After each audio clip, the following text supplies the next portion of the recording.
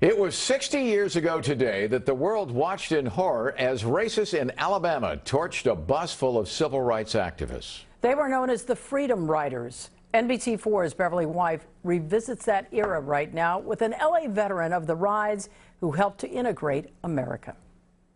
This photo going viral of an occupied bus burned 60 years ago today when black and white college students risked their lives to halt segregated interstate transportation.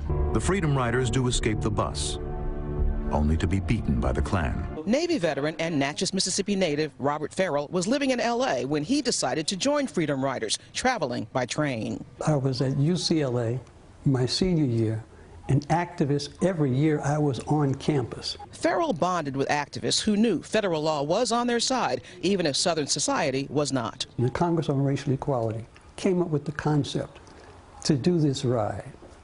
It was to test whether or not they could get compliance to the law that was already in place. It was already in place, but people were simply not doing it. The violence of May 1961 could have derailed the Freedom Rides, but instead it hardened the students' resolve. That summer, Robert Farrell boarded a train right here at LA's Union Station, destination the Jim Crow South. We're going to not let the Freedom Ride stop.